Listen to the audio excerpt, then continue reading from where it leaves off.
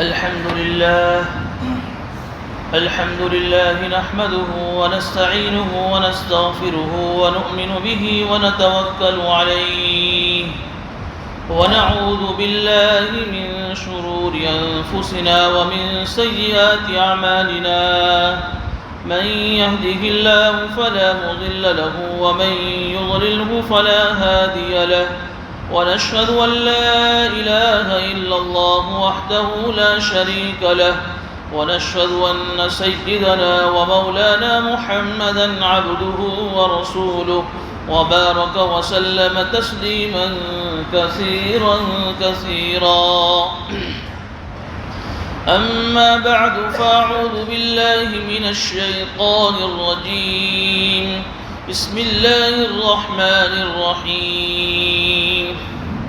يا أيها الذين آمنوا اذكروا نعمة الله عليكم إذ جاءتكم جنود فأرسلنا عليهم ريحا وجنودا لم تروها وكان الله بما تعملون بصيرا.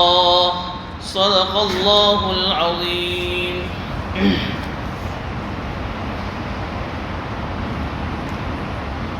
گزشتہ مجلس میں غزوہ احزاب، جس کو غزوہ خندق بھی کہتے ہیں، تفصیل کے ساتھ آپ حضرات کے سامنے یہ واقعہ بیان کیا گیا تھا.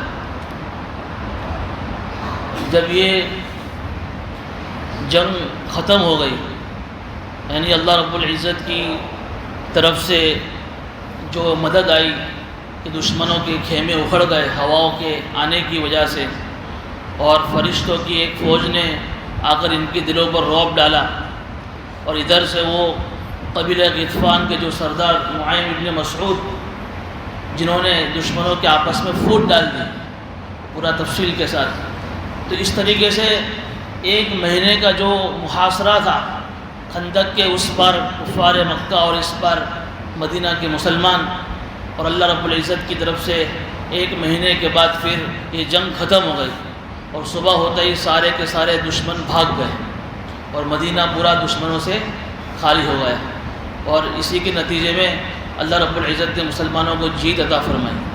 جب یہ جنگ ختم ہوئی تو سارے صحابہ اور حضور اکرم صلی اللہ علیہ وسلم مدینہ منورہ اپنے گھروں کو تشریف لے گئے کہ بھئی ایک مہینے سے دھندا بھی بند، کاروبار بھی بند، اور ایک مہینے سے مسلسل جو ہے ٹھنڈی برداشت کر رہے، اور 6 مائل لمبی جو خندق کھودی، اس میں جو تھکاوٹ، تو سارے صحابہ اپنے اپنے گھروں کو تشریف لے گئے. حضور اکرم صلی اللہ علیہ وسلم بھی اپنے گھر تشریف لے گئے، اور سارے صحابہ نے اپنے اپنے جنگ کے جو ہتھیار ہوتے ہیں سارے اتار دیے. ادھر حضور اکرم صلی اللہ علیہ وسلم نے بھی اپنے بدن سے وہ ہتھیار تھے سارے اتار دیے، اور نہانے کے لیے تشریف لے جا رہے تھے کہ اچانک حضرت جبرائیل علیہ السلام تشریف لائے. اور مدینہ میں ایک صحابی تھے حضرت دحیہ کلبی رضی اللہ عنہ، بڑے خوبصورت صحابی تھے، ان کی شکل میں آئے، سر پر عمامہ ہے اور خچر پر سوار ہے، اور حضرت جبرائیل علیہ السلام کے ساتھ اور بھی بہت سارے نورانی چہرے ہیں انسانی شکل کے، وہ بھی سب فرشتے تھے. آ کر حضور اکرم صلی اللہ علیہ وسلم سے یہ کہا کہ یا نبی اللہ، آپ نے جنگ کے کپڑے اتار دیے، آپ کے صحابہ نے بھی اتار دیے، حالانکہ ابھی تک ہم فرشتوں نے جنگ کے کپڑے نہیں اتارے. کہ کیوں؟ اس لیے کہ اللہ رب العزت کی طرف سے ابھی فوراً یہ دوسرا حکم آیا کہ وہ آپ کی اس جنگ کے اندر جو بنو قریظہ، آپ پچھلے واقعوں کو اپنے دماغ میں دہرائیے، جنہوں نے مسلمانوں کے ساتھ غداری کی تھی. پہلے کہا تھا کہ ہم تمہارے ساتھ ہیں، پھر وہ بنو نذیر کا جو سردار حیی ابن اخطب کے بھڑکانے سے یہ بنو قریظہ مسلمانوں کو چھوڑ کر ان کے ساتھ جنگ میں شامل ہو گئے. وہ جو بنو قریظہ جنہوں نے آپ کے ساتھ غداری کی تھی، اللہ رب العزت کا ابھی فوراً یہ حکم ہے کہ ابھی آپ کو ان کی غداری کا بدلہ لینے جانا ہے. اب ذرا سوچیے 1 مہینے کی تھکاوٹ ہے، ابھی غسل بھی نہیں کیا ہے، اور فرشتہ کا اللہ رب العزت سے یہ حکم آیا، فوراً حضور اکرم صلی اللہ علیہ وسلم نے ایک صحابی کو مدینہ کی گلیوں میں بھیجا اور جا کر یہ اعلان کرو مدینہ کے اندر، چونکہ یہ ظہر کے بعد کا وقت تھا، کہ کوئی بھی صحابی عصر کی نماز مدینہ میں نہیں پڑھے گا، سارے کے سارے صحابہ ابھی اسی وقت یہاں سے نکلو اور مدینہ اور بنو قریظہ پہنچ کر آپ کو عصر کی نماز پڑھنی ہے۔ سارے صحابہ بلا چوں چرا، بلا کسی جو ہے ہمت ہارے ہوئے، اللہ کے نبی صلی اللہ علیہ وسلم کی منادی کی ایک آواز پر لبیک کہتے ہوئے سارے صحابہ نکل پڑے۔ سارے صحابہ نکلے، حضور اکرم صلی اللہ علیہ وسلم بھی ساتھ ہے۔ اب صحابہ کرام میں کچھ صحابہ نے جب عصر کا وقت جب راستے میں ہوا تو کچھ صحابہ نے عصر کی نماز پڑھ لی راستے میں، یہ سوچ کر کہ حضور نے یہ فرمایا تھا کہ بھئی حضور کا کہنے کا مقصد یہ تھا کہ بھئی عصر کا وقت کسی بھی طریقے سے بنو قریظہ کے قلعے کے پاس پہنچنا ہے، ابھی عصر کا وقت ہو رہا ہے تو راستے میں عصر پڑھ لی۔ کچھ صحابہ نے کہا کہ نہیں، حضور نے یہ کہا تھا کہ عصر کی نماز بنو قریظہ پہنچ کر پڑھنی ہے، اس لیے ہم راستے میں نہیں پڑھیں گے چاہے کتنی دیر ہو جائے۔ چنانچہ انہوں نے عصر کے وقت میں بنو قریظہ پہنچ کر عصر کی نماز وہاں ادا کی۔ جب حضور اکرم صلی اللہ علیہ وسلم کو اس کی اطلاع ملی تو دونوں میں سے کسی کو ٹوکا نہیں، ملامت نہیں کی، بلکہ کہا کہ دونوں نے اپنی رائے پر صحیح عمل کیا ہے، مقصد حاصل ہو گیا دونوں کا۔ بہرحال سارے صحابہ عصر کے وقت میں وہاں پہنچ گئے۔ بنو قریظہ جو ایک قلعہ جس کو اردو میں قلعہ بولتے ہیں، اس قلعے کے اندر سب بند تھے، چاروں طرف سے باؤنڈری اور بیچ میں ان کے گھر تھے۔ سارے صحابہ نے قلعے کے چاروں طرف سے قلعے کو گھیر لیا۔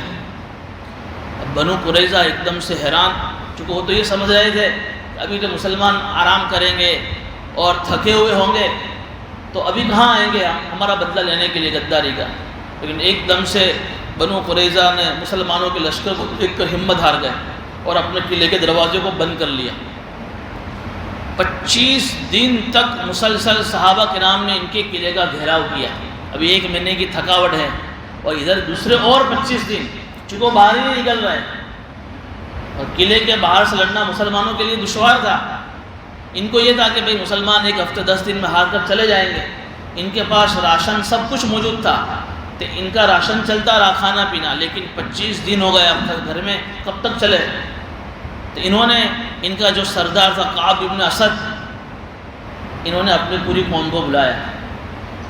دیکھو ہمارے سامنے اب 3 چیزیں ہیں۔ ایک چیز تو یہ ہے کہ ہم سب کو دل سے تو یہ یقین ہے کہ اسلام سچا مذہب ہے، یہ تو ہم عداوت میں، دشمنی میں، حسد میں، جلن میں اسلام قبول نہیں کر رہے، لیکن اب ہمارے لیے اس کے علاوہ اور کوئی چارہ نہیں کہ ہم سب مسلمان ہو جاوے۔ دوسری بات یہ کہی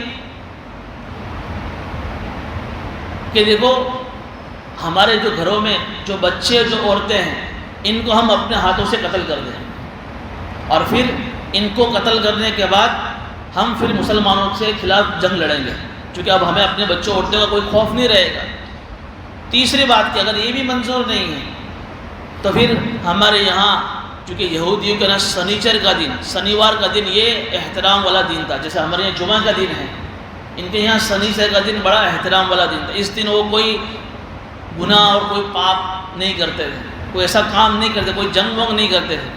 انہوں نے کہا کہ اب سنیچر کے دن چونکہ مسلمانوں کو بھی معلوم ہے کہ ہم یہودی کوئی جنگ نہیں کرتے، تو مسلمان باہر اپنے خیمے میں بے خبر بے فکر ہوں گے، ہم سنیچر کے دن ان پر حملہ کر دیں گے اور ہم جیت جائیں گے۔ تو ان تینوں باتیں اس کے سردار نے رکھی، بنو قریظہ کے سردار کعب ابن اسد نے۔ پہلی بات تھی کہ مسلمان ہونا، کہا کہ ہم تورات کے علاوہ قرآن پر ایمان نہیں رکھ سکتے کسی بھی حال میں، تورات ہماری سچی کتاب ہے، ہم کسی بھی حال میں اسلام اور مسلمان نہیں ہو سکتے۔ جہاں تک دوسری بات ہے کہ عورتوں اور بچوں کو مارنا، تو انہوں نے کون سا قصور کیا ہے ہم ان کو اپنے ہاتھوں سے مارے، یہ بھی نہیں ہو سکتا۔ جہاں تک تیسری بات ہے کہ سنیچر کے دن مسلمانوں پر حملہ کرنا، یہ تو ہمارے مذہب کے حکم کے خلاف ہے۔ تورات کے اندر یہ صریح حکم ہے کہ سنیچر کے دن آپ کو کوئی ایسا کام نہیں کرنا ہے، جنگ وغیرہ نہیں کرنی۔ تینوں کی تینوں باتیں اس سردار کی اس کی قوم نے رد کر دی، ایک بھی آپ کی بات قبول نہیں۔ تو اب کہا کہ اب کیا کرنا چاہیے؟ کہا کہ اب چوتھی بات یہی ہے، ہم اپنے ہتھیار ڈال دو، اس کے علاوہ چونکہ ان کے پاس اتنی فوج نہیں تھی کہ مسلمانوں کا مقابلہ کر سکے باہر نکل کر، تو انہوں نے ان کے جو حلیف تھے مکہ مدینہ میں قبیلہ اوس، ان کا حلیف تھا کہ آپس میں ایک دوسرے کے خلاف جنگ نہیں کرنے۔ ان کے ایک صحابی تھے ابو لبابہ رضی اللہ تعالیٰ عنہ، ان کو بلایا مشورے کے لیے، بھئی وہ بھی باہر خیمے میں تھے، ان کو بلایا کہ کیا کرنا چاہیے۔ ابو لبابہ نے کہا کہ دیکھو حضور اکرم صلی اللہ علیہ وسلم کا جو گمان غالب یہی ہے کہ تم ہتھیار ڈال دو، اس میں تمہاری خیر ہے۔ اور پھر یہ کہنے کے بعد انہوں نے اپنے ہاتھ سے گلے کی طرف اشارہ کیا، زبان سے نہیں کہا کہ تم کو مارا جائے گا، صرف ہاتھ کے ذریعے سے اشارہ کر دیا۔ لیکن ان کو پھر افسوس بھی ہوا کہ میں نے امانت میں خیانت کی ہے، مجھے ان کو ایسا نہیں کہنا چاہیے تھا۔ چنانچہ یہ کہتے ہی فوراً ابو لبابہ کیونکہ مخلص صحابی تھے، جنگ ختم ہونے کے بعد مدینہ منورہ تشریف لے گئے، اور پہنچتے ہی اپنے گھر نہیں گئے، مدینہ منورہ کے اندر مسجد جو نبوی تھی وہاں ایک ستون تھا، کھمبا تھا، اس کھمبے سے اپنا آپ کو باندھ دیا۔ وہ کہا کہ جب تک حضور اس ستون سے مجھے نہیں کھولیں گے تب تک میں اس ستون سے ہٹوں گا نہیں، چاہے پھر میں بھوکا مر جاؤں۔ صرف 2 وقت کے لیے ان کو کھولا جاتا تھا، نماز کے لیے اور استنجا وغیرہ کے لیے۔ جب حضور اکرم صلی اللہ علیہ وسلم کو جب اس کا پتہ چلا کہ جب ابو لبابہ نے اس طریقے سے اپنے آپ کو ستون سے باندھ دیا ہے، تو کہا کہ اگر وہ صحابی ڈائریکٹ میرے پاس آتے ہیں میں ان کے لیے استغفار کرتا، اللہ ان کے معاف کر دیتے ہیں، لیکن خود ہی اپنے لیے سزا تجویز کر لی ہے۔ اب جب تک اللہ ان کے لیے کوئی فیصلہ نہ کرے میں کچھ نہیں کر سکتا۔ 6 دن ہو گئے، مسلسل 6 دن ہو گئے۔ 7ویں دن پھر اللہ رب العزت نے اللہ کے نبی صلی اللہ علیہ وسلم پر ایک آیت نازل فرمائی سورۃ توبہ کے اندر۔ اس آیت کے اندر اللہ تعالیٰ نے ارشاد فرمایا وَآخَرُونَ اعْتَرَفُوا بِذُنُوبِهِمْ، کہ کچھ لوگ ایسے ہیں جن کو اپنے گناہوں کا اعتراف ہے، اور کچھ نیک عمل کے ساتھ انہوں نے کوئی برا عمل بھی کر لیا ہے، عَسَى اللَّهُ أَن يَتُوبَ عَلَيْهِمْ، اللہ ان کے توبہ کو قبول کرتا ہے۔ جب یہ آیت نازل ہوئی تو صبح فجر کے موقع پر حضور اکرم صلی اللہ علیہ وسلم مسجد نبی میں تشریف لائے اور حضرت ابو لبابہ کو ستون سے کھولا اور ان کو کہا کہ آپ کے اللہ نے توبہ قبول فرمائے۔ آج بھی مدینہ مسجد نبی میں وہ ستون ہے جس کا نام ستون ہے ابی لبابہ۔ وہ ستون علماء فرماتے ہیں کہ جو بھی اللہ تعالیٰ جس کو بھی حج عمرے کی سعادت نصیب فرماوے اور جب مسجد نبوی جائے تو اس ستون کے پاس 2 رکعت سعادت توبہ کی نیت سے نماز پڑھے گا تو اللہ اس کے سارے گناہوں کو معاف کر دے۔ بہرحال اب انہوں نے مشورہ دے دیا کہ بھی آپ اپنے ہتھیار ڈال دو۔ انہوں نے اپنے ہتھیار ڈال دیے اور قلعے کا دروازہ کھول دیا، سارے یہ بنو قریظہ کے لوگ قلعے سے باہر آ گئے۔ تو حضور اکرم صلی اللہ علیہ وسلم فرمایا کہ اب تمہارا کیا کیا جائے، چونکہ اب لڑنے کا طاقت تو ان کے اندر ہے نہیں کہ لڑے مسلمان ان سے۔ انہوں نے کہا کہ ہماری رائے یہ ہے کہ ہمارے جو قبیلہ اوس کے جو حلیف ہے، ان کے جو سردار ہے جو سعد ابن معاذ، یہ ہمارے بارے میں جو فیصلہ کرے وہ ہمیں منظور ہے۔ حضور نے فرمایا کہ ٹھیک ہے، کہا کہ ٹھیک ہے۔ اب سعد بن معاذ کون؟ یہ وہی سعد بن معاذ جن کا واقعہ گزشتہ آیا کہ وہ عورتوں کے خیمے میں گئے اور باہر نکلے، دشمن کا ایک انجان تھی ان کے ہاتھ پر لگا، ان کی رگ پھٹ گئی، نس پھٹ گئی تھی اور خون جو ہے بالکل مسلسل جاری تھا۔ تو ان کو ایک خیمے میں حضور نے رکھ دیا تھا کہ بھئی یہ بیمار ہے، معذور ہے۔ تو ان کو کھچر پر بٹھا کر لایا گیا چونکہ بیمار تھے، اور لا کر حضور صلی اللہ علیہ وسلم نے فرمایا کہ آپ کو آپ کے حوالے ان کا برا معاملہ ہے، آپ کیا فیصلہ کرتے ہیں؟ سعد ان کو یہ تھا کہ بھی ہمارے حلیف ہیں تو کچھ نرمی کا معاملہ کریں گے، لیکن سعد بن معاذ نے فوراً یہ اعلان کیا کہ ان کے جتنے بھی جو نوجوان ہیں سب کو قتل کر دیا جائے، اور ان کے جو بوڑھے ہیں، جو عورتیں ہیں اور جو بچے، ان سب کو قید کر دیا جائے، اور ان کے مال کو مال غنیمت کے طور پر سب میں تقسیم، صحابہ میں تقسیم کر دیا جائے۔ جب یہ فیصلہ فرمایا تو حضور نے فرمایا کہ سعد تم نے وہ فیصلہ کیا ہے جو فیصلہ اللہ نے 7 آسمانوں پر پہلے سے کر لیا تھا۔ چنانچہ ان کے اس فیصلے کی وجہ سے روایت میں آتا ہے کہ 400 کے قریب نوجوانوں کو قتل کر دیا گیا، ان کے بوڑھوں کو، ان کے بچوں کو اور ان کی عورتوں کو قید کر کے مسلمانوں کے لیے غلام باندیا بنا دیا گیا، اور ان کے مال کو مال غنیمت کے طور پر مسلمانوں میں تقسیم کر دیا گیا۔ جب یہ فیصلہ سنایا اسی وقت حضرت سعد بن معاذ کا انتقال ہو گیا۔ اس وقت میں نے کہا تھا کہ انہوں نے 2 دعا کی تھی جب دشمن کا تیر لگا تھا کہ یا اللہ اگر اس جنگ کے بعد اگر اور کوئی جنگ ہونے والی ہو تو پھر اللہ مجھے زندہ رکھنا مجھے، تاکہ میں بھی اسلام کی طرف سے ان کے لیے لڑوں۔ اور دوسری دعا یہ کی تھی کہ یہ جو غداری کی ہے بنو قریظہ نے، جب تک میں ان کا انجام نہ دیکھ لوں تب تک میری موت نہ آئے۔ دونوں دعا ان کی قبول ہوئی۔ اس کے بعد کوئی غزوہ نہیں ہوا اور ان کے ذریعے سے اللہ نے فیصلہ کروایا، انہوں نے غداری کا انجام دیکھا اور اسی وقت ان کی وفات ہوئی۔ روایت حدیث میں آتا ہے کہ جب ان کی وفات ہوئی تو اللہ رب العزت کا عرش ساتواں آسمان پر ہل گیا، اور ان کی جب روح آسمانوں پر گئی تو ساتوں آسمانوں کے دروازے پہلے سے کھل گئے، اور آسمانوں میں ایک خوشی تھی کہ آج اتنی مقدس اور پاکیزہ روح آسمانوں پر آ رہی ہے۔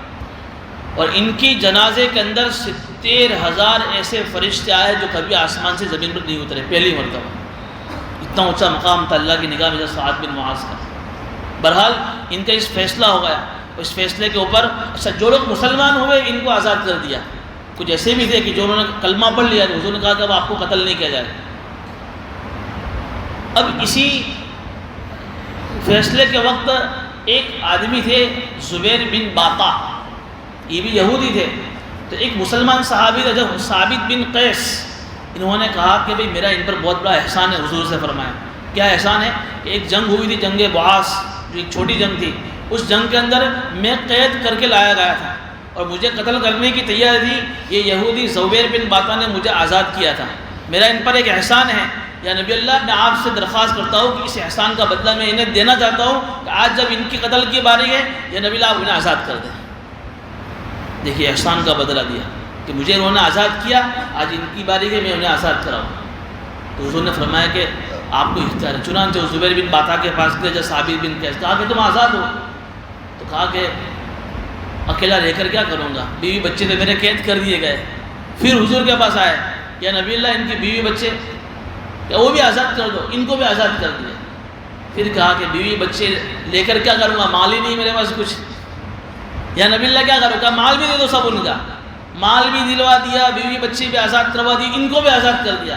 دیکھیے ایک واقعے کا رخ تو یہ دیکھیے ان کا احسان کا بدلہ، پہلے کئی سال پہلے جو جنگ ہوئی تھی اس جنگ کے موقع پر جو احسان کیا تھا، جو ثابت بن قیس نے اس کو یاد رکھا، وہ احسان کا بدلہ دیا۔ واقعے کا دوسرا رخ دیکھیے، بات ہو گئی خود آزاد، بیوی بچے آزاد، مال مل گیا، اب کیا کہہ رہے زبیر بن باطا کہ اچھا یہ جو فیصلہ کیا جب سعد بن معاذ نے کہ جو نوجوانوں کو قتل کر دیا جاوے، تو وہ بنو قریظہ کا جو سردار ہے کعب بن اسد، اس کا کیا ہوا؟ اس کو تو قتل کر دیا۔ ان کے بھائی عمرو بن قریظہ کی، ان کو بھی قتل کر دیا، اور دوسرے بہت سارے نام لے، ہاں سب قتل ہو گئے۔ اوہ اچھا، تو کہا کہ اب میرے لیے بھی زندہ رہنا کوئی اچھی بات نہیں، مجھے بھی قتل کر دو۔ تو ثابت بن قیس کہ میں آپ کو قتل نہیں کر سکتا، تو دوسرے ان کی زبردستی اصرار پر دوسرے ایک صحابی نے ان کو قتل کر دیا۔ مفسرین فرماتے ہیں کہ دیکھیے ان کی قوم کی غیرت ان کے اندر کتنی تھی کہ میرے قوم کے لوگ سب جوان مارے گئے اور میں زندہ رہا، حالانکہ آزاد کر دیے گئے تھے۔ اب کے قوم کے سارے لوگ مر گئے تو قوم کی خاطر انہوں نے خود نے بھی جان دے دی۔ یہ غیرت قومی، اپنے قوم کے اعتبار سے ان کی اتنی غیرت تھی، بہرحال ان کو بھی قتل کر دیا گیا۔ اس موقع پر وہ بنو نذیر کا جو سردار ہے حیی ابن اخطب، جس نے بنو قریظہ کے سردار کو بھڑکایا تھا، چونکہ اس نے وعدہ کیا تھا کہ بھئی تم ہمارا ساتھ دو گے تو میں تمہارا ساتھ دوں گا، تو وہ بھی اس قلعے میں تھا، اس کو بھی قتل کے لیے لایا گیا۔ یہ حیی ابن اخطب وہ ہے کہ جس کی بیٹی حضور اکرم صلی اللہ علیہ وسلم کی نکاح میں آئی، جو صفیہ رضی اللہ تعالیٰ، بنو نذیر کا سردار، دشمنوں کا کٹر دشمن مسلمانوں کا۔ بعد میں کسی موقع پر جو عورتیں قید کر کے لائی گئی، اس میں صفیہ بھی آئی، کسی صحابی میں نے کسی موقع پر سنایا تھا، تو کسی صحابی کی ملکیت میں یہ باندھی آئی تھی صفیہ، تو حضور اکرم صلی اللہ علیہ وسلم چونکہ سردار کی بیٹی تھی تو صحابہ نے سامنے سے حضور کو دے دی کہ بھئی یہ آپ کے شان کے لائق یہ باندھی ہے، تو حضور اکرم صلی اللہ علیہ وسلم نے پھر ان سے نکاح کر لیا۔ یہ حضرت صفیہ کے والد حیی ابن اخطب جو بنو نذیر کا سب سے بڑا کٹر یہودی تھا، اس کو لایا گیا۔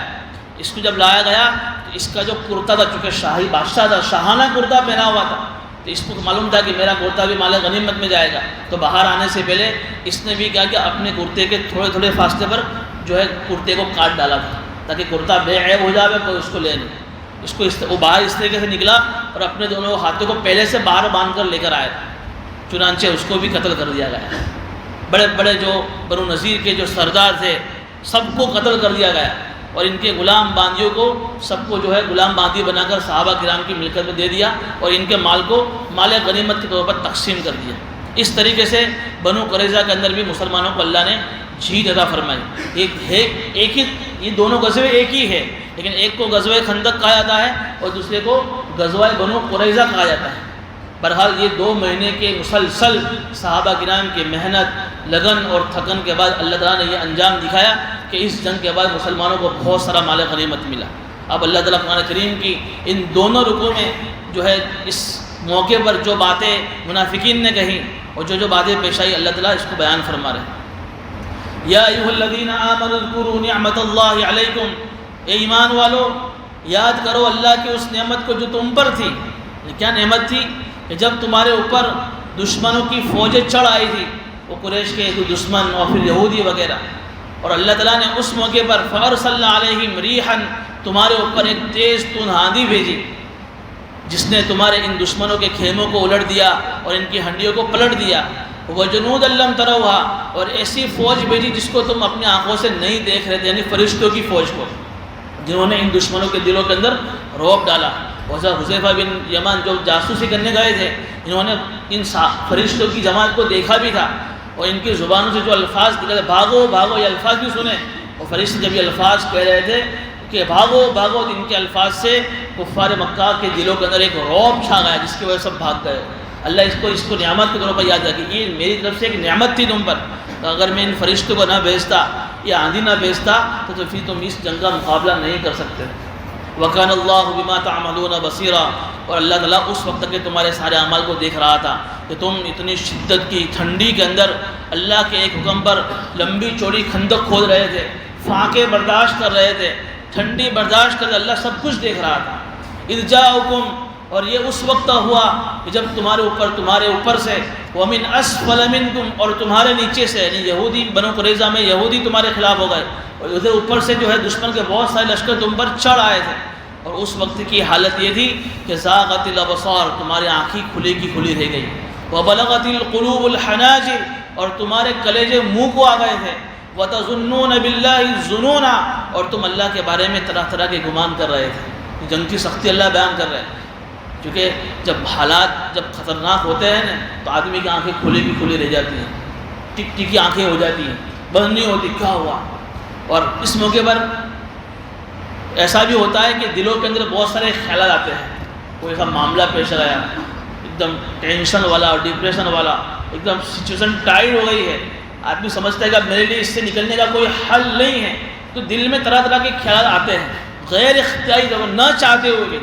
صحابہ کرام کے دل میں بھی ایسے خیالات آ رہے تھے، اس لیے کہ یہ تو معلوم تھا کہ اتنے ساری لشکریں ہم پر چڑھ کر آئے گی، چونکہ ایک طرف 15,000 کا 12,000 کا لشکر، اور اس کے مقابلے میں صحابہ کرام کی جماعت کتنی تھی؟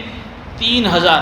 لیکن روایتوں میں یہ بھی آتا ہے ان 3,000 صحابہ میں 2700 تو منافق تھے۔ آگے آ رہا ہے ان کا تذکرہ، بتاؤ 300 ہو گئے جو ظاہر میں مسلمانوں کے صف میں تھے لیکن تھے منافق، تو کیا آدمی کے دل میں کیا کیا گمان نہیں ہو سکتے، کیا ہوگا ہمارا۔ اللہ فرمائے کہ تم اللہ کے بارے میں طرح طرح کا گمان کر رہے تھے۔ دیکھیے غیر اختیاری طور پر نہ چاہتے ہوئے بھی دل میں ایسے خیالات آوے تو اللہ کی طرف سے اس پر پکڑ نہیں ہوتی۔ ایک ہے وسوسے کا آنا اور ایک وسوسے کا لانا، جان بوجھ تو آدمی لاوے اس پر پکڑ ہے، لیکن نہ چاہتے ہوئے دل میں آ جاوے۔ جیسے بہت سارے نوجوان کہتے ہیں کہ ایمان کے بارے میں ایسے ایسے وسوسے آتے ہیں کہ ہم زبان پر بھی اس کو نہیں لا سکتے، تو یہ غیر اختیاری طور پر آ رہا ہے، اس پر کوئی پکڑ نہیں۔ بلکہ ایک روایت میں یہی بھی ہے، صحابہ کرام نے بھی یہ سوال حضور سے کیا تھا، یا نبی اللہ ہمارے دل میں ایمان کے بارے میں ایسے ایسے وسوسے دلوں میں آتے ہیں کہ ہم اپنی زبان پر اس کو لانا پسند نہیں کرتے۔ فرمایا کہ یہی تو آپ کے پکے ایمان ہونے کی نشانی ہے، اس لیے کہ اس درخت پر ہی پتھر مارے جاتے ہیں جس پر پھل ہوتا ہے۔ آپ کے دل میں ایمان ہے تب تو ایمان کا لٹورا شیطان آپ کے دل میں وسوسے ڈال رہا ہے، تو گھبرانے کی ضرورت نہیں، لیکن آئے تو فوراً اس خیال کو زیادہ جمانا نہیں ہے، فوراً اپنے دماغ کو ڈائیورٹ کر دینا ہے تاکہ دماغ سے خیال نکل جائے۔ ہنالک ابتلی المؤمنون وزلزلوا زلزالا شدیدا، اور اس وقت مسلمانوں کو آزمایا گیا، اور اللہ تعالیٰ فرما رہے کہ مسلمان اس آزمائش میں پورے اترے۔ وزلزلوا زلزالا شدیدا، اور سخت بندش میں زلزلے مسلمانوں کو ڈالا گیا۔ یہ تو مسلمانوں کا حال۔ وَإِذْ يَقُولُ الْمُنَافِقُونَ، سے اب یہاں سے آیت نمبر 12 سے منافقین کی جو بکواسیں جو اس وقت انہوں نے کی تھی، اللہ تعالیٰ ان ساری بکواسوں کو قرآن میں نقل کر رہا ہے، وہ قیامت تک کے لوگوں کو دکھا رہا ہے کہ دیکھیے منافقین کی سوچ کیا ہے اور مخلص مسلمانوں کی سوچ کیا ہوتی ہے۔ وَإِذْ يَقُولُ الْمُنَافِقُونَ وَالَّذِينَ فِي قُلُوبِهِم مَرَضٌ، اور جو منافق تھے اور جن کے دلوں میں روگ تھا، کیونکہ نفاق بھی ایک دلی روگ ہے، ایک دل کی بیماری ہے کہ دل میں جو اللہ کی محبت ہونی چاہیے، جو ایمان کی عظمت ہونی چاہیے، ان کے دل میں کفر کی محبت ہے اور ایمان کی نفرت ہے، یہ بھی ایک دلی روگ ہے۔ یہ لوگ کیا کہہ رہے تھے اس جنگ کے موقع پر؟ ما وعدنا اللہ ورسولہ الا غرورا، یہ اللہ اور اس کے رسول نے صرف دھوکے کا ہم سے وعدہ کیا ہے۔ جب وہ آپ نے گزشتہ جب واقعہ سنا کہ جب وہ حضرت سلمان فارسی جب خندق کھود رہے تھے تو ایک موقع ایسا ہے کہ وہ چٹان ٹوٹ نہیں رہی تھی کدال مارنے سے بھی، تو حضور کو بلایا۔ جب حضور نے جب پہلے کدال ماری تو کہا کہ میں اس میں سے ایک چنگاری نکلی، ایک روشنی نکلی، ہر 3 مرتبہ میں ہر مرتبہ میں روشنی نکلی۔ اس کے جواب میں حضور نے فرمایا تھا کہ میں دیکھ رہا ہوں کہ تم بڑے بڑے جو دشمنوں کے جو علاقے ہیں، ان کے جو ملک ہیں، کیسر، کسرا، یمن، فارس، رومن امپائر، جو اس زمانے کی بڑی بڑی سپر پاور طاقتیں تھیں، یہ مسلمانوں میں دیکھ رہا ہوں کہ تم اپنے ہاتھوں سے اس کو فتح کرو گے۔ حالانکہ جو سچویشن تھی اس وقت جو جنگ کی، پھانکے ہیں، صحابہ نے جب شکایت کیا نبی اللہ اتنی بھوک لگی کہ ہم نے اپنے ایک پیٹ پر پتھر باندھا ہے، تو اس نے فرمایا کہ میں نے تو 2 پتھر باندھے ہیں۔ ایسے فاقی کی حالت تھی، سخت ٹھنڈی تھی، بدن پر کپڑا نہیں ہے۔ منافق اس وقت یہ جملہ اپنی زبانوں سے کہہ رہے ہیں کہ دیکھو نا، کھانے کے تو پھانکے ہیں، بدن پر کپڑے نہیں ہیں، استنجے کے لیے جانے کا تم سوچ نہیں سکتے، اور بڑے بڑے وعدے مسلمانوں سے نبی کر رہے ہیں۔ دیکھیے یہ منافق، حالانکہ اس وقت ہمت دینی چاہیے ایسے موقع پر، اور ہمت دینے کی بجائے اپنی زبانوں سے یہ کہہ رہے کہ اللہ اور اس کے رسول نے تو دھوکے کا وعدہ کیا ہے، صرف دھوکہ دے رہے ہیں تو نبی، خالی تم سے جنگ کروا کے دھوکہ کہہ رہے ہیں۔ اللہ قرآن میں ان کی باتوں کو نقل کر رہا ہے۔ ایک گروپ تو منافقین کا یہ تھا، دوسرا گروپ کیا کہہ رہا ہے منافقین کا؟ وَإِذْ قَالَتْ طَائِفَةٌ مِّنْهُمْ، کہ ان میں سے ایک گروپ تو یہ کہہ رہا ہے یا اہل یثرب، اے مدینے والو تمہارے لیے یہاں ٹھہرنے کی کوئی جگہ نہیں، چلو یہاں سے۔ یعنی دوسرے جو گروپ کے کچھ منافقین یوں کہہ رہے تھے، دیکھیں یثرب کا جو لفظ ہے یہ مدینے کا پرانا نام ہے۔ جب حضور اکرم صلی اللہ علیہ وسلم جب ہجرت کر کے تشریف نہیں لائے تھے اس وقت مدینے کو یثرب کہتے تھے۔ جب حضور تشریف لائے تو پھر کیا نام ہو گیا؟ مدینۃ النبی، مدینۃ الرسول، مدینہ کہتے ہیں شہر کو، رسول کا گھر، رسول کا شہر، نبی کا شہر۔ دیکھیے منافقوں کی اندر کی ایمان سے نفرت دیکھیے کہ مدینے کا نام لینے کے لیے بھی تیار نہیں ہے، پرانا نام لے رہے۔ اپنے گروپ کے لوگوں سے کیا کرے؟ چلے جاؤ اے مدینے والو یا اہل یثرب، یہاں ٹھہرنے کا کوئی فائدہ نہیں ہے، چلو اپنے گھروں کو، اس نے کہ پھر تم مرنے کے سوائے کوئی تمہارا نہیں ہوگا۔ وَيَسْتَأْذِنُ، تیسرا گروپ کیا کہہ رہا ہے؟ وَيَسْتَأْذِنُ فَرِيقٌ مِّنْهُمُ النَّبِيُّ، کہ ان میں سے ایک گروپ منافقین کا وہ نبی سے یہ اجازت مانگ رہا ہے۔ کیا کہہ رہا ہے کہ یا نبی اللہ ہم اس طریقے سے 1 مہینے سے آ کر یہاں پڑے، ہمارے گھروں کے جو ہے ایسا لگ رہا ہے کہ ہمارے گھر محفوظ نہیں ہیں، کوئی چور گھس نہ جاوے، ہمارا سارا سامان چوری نہ ہو جاوے، اور گھر میں جو عورتیں ہیں کوئی ان کو جو ہے کوئی حملہ نہ کر دے۔ یقولون ان بیوتنا عورا، کہ ہمارے گھر سیف نہیں ہے، محفوظ نہیں ہے، یعنی بہانے۔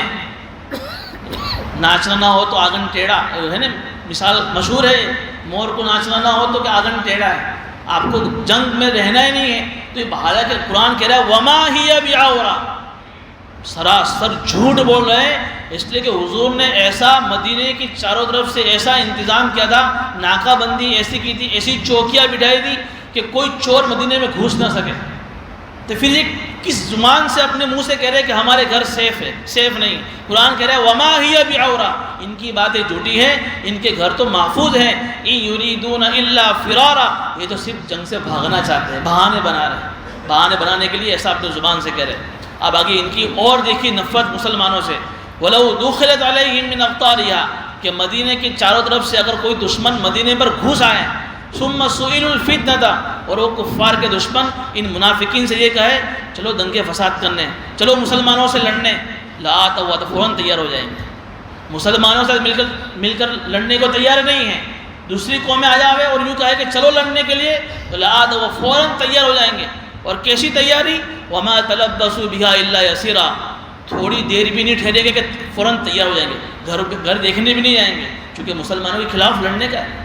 اس سے پتہ چلا کہ انہیں دشمنی مسلمانوں سے ہیں، اور محبت کن سے ہے؟ کافروں سے ہے۔ اللہ کہہ رہے وَلَوْ كَانُوا عَاهَدُوا اللَّهَ مِن قَبْلُ لَا يُوَلُّونَ الْأَدْبَارَ، یہ لوگ اللہ تعالیٰ سے اس کے پہلے وعدہ کر چکے تھے کہ ہم اب پھر دوبارہ کبھی اپنی پیٹھ پھیر کر نہیں بھاگیں گے، چونکہ یہ غزوہ سن ہجری 4 میں ہوا اور اس سے پہلے سن ہجری 3 میں غزوہ احد ہوا تھا۔ اس وقت بھی یہی ہوا تھا، اور انشاءاللہ اس موقع پر تفصیل سے واقعہ آئے گا۔ اس موقع پر بھی یہی ہوا، چونکہ فیصلہ یہ ہوا تھا کہ مدینہ کے لوگ باہر نکل کر ان کفار سے لڑیں گے۔ اب پوری کی پوری جماعت جس میں مسلمان بھی ہے اور منافقین بھی ہے، ان کو بھی جانا ہی پڑے، چونکہ نہیں جاوے تو پول کھل جاوے ہماری، تو سارے منافقین بھی جا رہے ہیں۔ اب راستے کے ایک مقام پر پہنچے تو وہ جو عبداللہ ابن ابی بن سلول جو منافقین کا سردار تھا، 300 ساتھیوں کو لے کر پیٹ پھیر کر بھاگ گیا۔ اس موقع پر جب حضور صحابہ کے ساتھ غزوہ احد سے جب واپس آئے تو انہوں نے آ کر کہا کہ یا نبی اللہ اس مرتبہ معاف کر دو، آئندہ پھر کبھی کوئی غزوہ آئے گا تو ہم پیٹ پھیر کر نہیں بھاگیں گے۔ اللہ اس کو کوئی یاد دلا رہے آئندہ جب غزوہ خندق آیا تو پھر تمہیں تو ثابت قدمی دکھانی چاہیے تھی نا۔ اللہ کہ وَلَوْ كَانُوا عَاهَدُوا اللَّهَ مِن قَبْلُ، اس سے پہلے بھی یہ لوگ اللہ سے یہ وعدہ کر کے گئے تھے لَا يُوَلُّونَ الْأَدْبَارَ، ہم کبھی پیٹ پھیر کر نہیں بھاگیں گے۔ کہ ابھی کوئی تقاضا آوے تو پھر کہیو ہمارے کو، ابھی تو جو ہے ہم تھوڑے بیزی ہیں، لیکن جب کوئی تقاضا آوے تو یہ کہیو۔ مفسرین نے لکھا ہے کہ قرآن کی آیت صرف منافقین کے بارے میں، لیکن اس سے ہم یہ بھی نکال سکتے ہیں کہ آج کے زمانے میں بھی کچھ لوگ جب دین کا کوئی تقاضا آوے، کوئی جانی مالی قربانی کا جب کوئی تقاضا آتا ہے تو کچھ لوگوں کی سوچ ایسی ہوتی ہے ابھی نہیں بعد میں، ابھی تو کیا ہے میں دھندے میں بزی ہوں، ابھی تو مال بھی کچھ کم ہے، ابھی تو فلاں مسجد کا تقاضا ہے، فلاں مدرسے کا تقاضا ہے، فلاں غریب یتیم کی بیوہ کا تقاضا ہے، ابھی پیسے نہیں، بعد میں آئیے۔ پھر جب بعد میں جاؤ 3 مہینے کے بعد کہ ابھی نہیں، پھر بعد میں آنا، یعنی وعدے پر وعدے، وعدے پر وعدے۔ کہا کہ یہ اچھی سوچ نہیں، یہ سوچ تو منافقین کی ہے۔